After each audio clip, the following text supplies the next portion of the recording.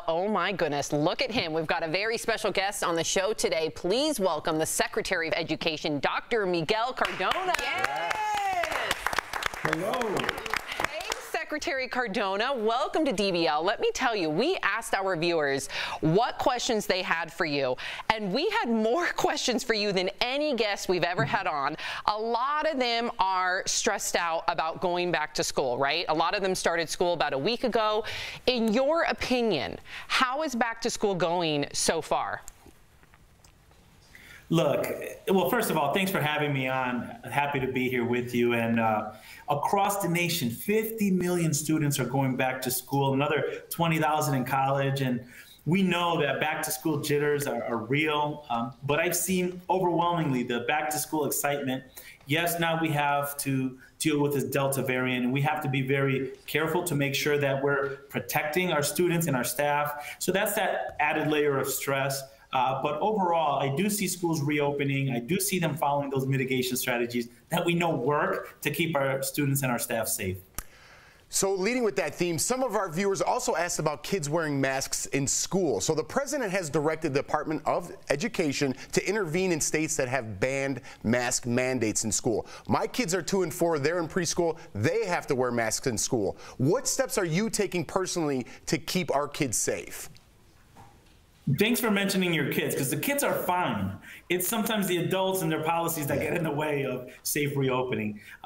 You know, I remember last year we were reopening schools in Connecticut without the vaccine, without the frequency of tests, without the years worth of knowledge that we have now.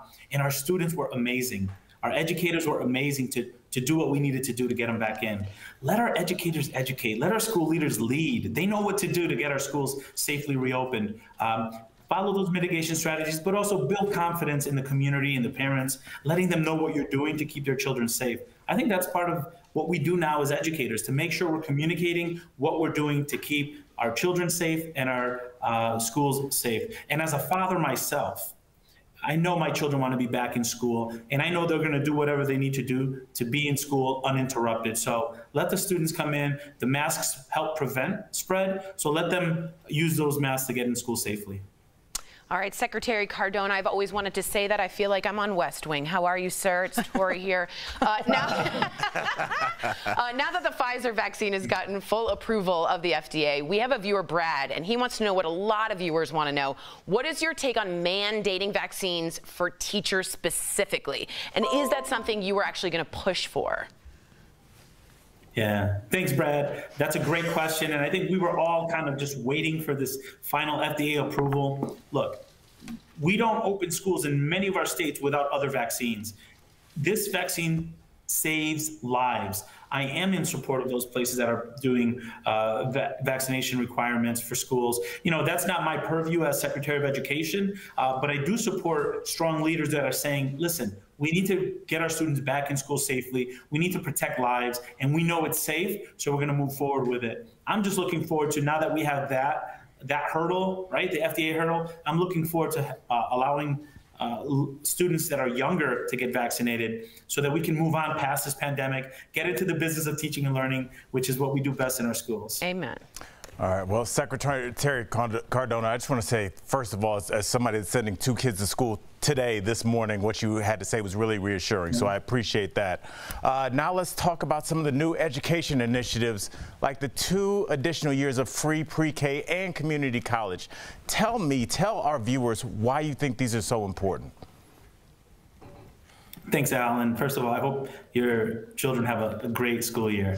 They're excited, 2 years man. of community college. You know, we could talk about free 3- and 4-year-old pre-K programs or community college. We could talk about that in isolation as great strategies, but this president understands that education is fundamental for our country's growth.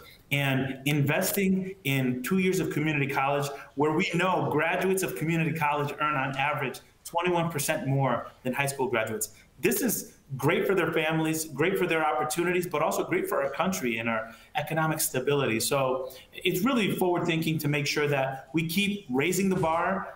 We don't want other countries to catch up. The president gets that, and 2 years of community college is a game changer for so many families and so many communities. Wow. I'm just blown away. Secretary Cardona, you're warm. He's so good. You're sincere. You're reassuring. His smile. Sorry. Okay, so we've got more with Secretary Cardona, if he'll stick with us after the break, including a very important take. I know that a lot of our viewers have their own opinion about trans kids participating in school sports. You're going to hear his opinion. We'll be right back with Secretary Cardona. We've got more with Secretary of Education, Dr. Miguel Cardona. Okay, so Secretary Cardona, this year there are a ton of hot button issues for schools that our audience specifically wanted to hear about. So let's talk about some of them. Up first, what is your take on schools banning trans girls from competing on girls' sports teams? You know, again, let's get the politics out of this. Let educators do what they do best. All students deserve to be in a school environment where they can participate fully. Extracurricular activities are part of that school experience. All students deserve that right to participate in those extracurricular activities. Short and sweet, I like it. Yeah, I like that. So next up, a lot of our viewers wrote in about something called critical race theory. Here we go.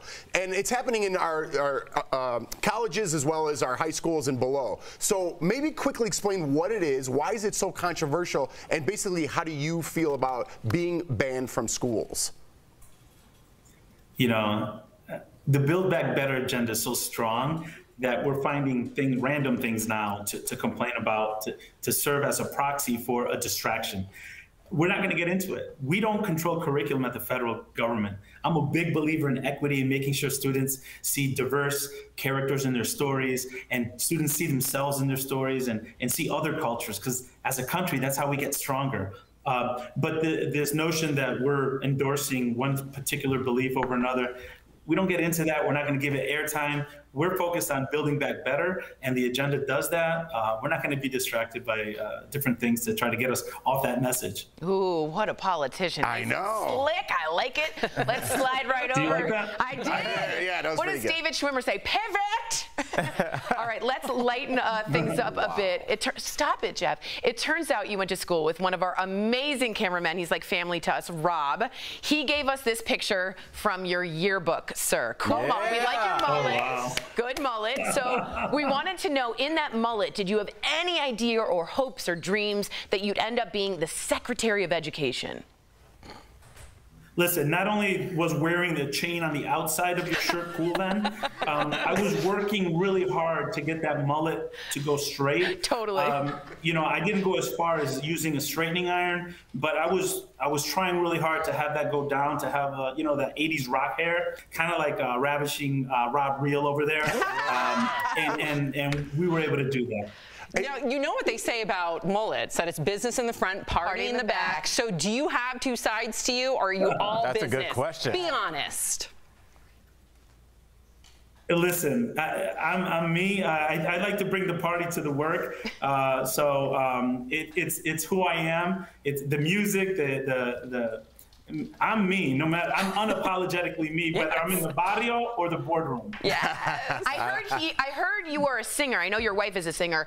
Can you give us a little sound of your songs? What? Wow. You know, I don't want to negatively impact school reopening. I feel you. Good for you. Singing. Now that's a true political answer For right sure. there. That Next was great. time. You're always welcome to come back. We appreciate you. Rob has spoken so highly of you, and to get his endorsement, literally, for us. He also has the president's endorsement. I know, but it's always nice to know somebody personally says that this is the guy. That's so we really appreciate you, Thank you. Secretary Cardona. Thank you so much for joining us here in DBL and for being so contrite with our viewers. Thank you. We'll be right back. Thanks. Thanks so much. Take care.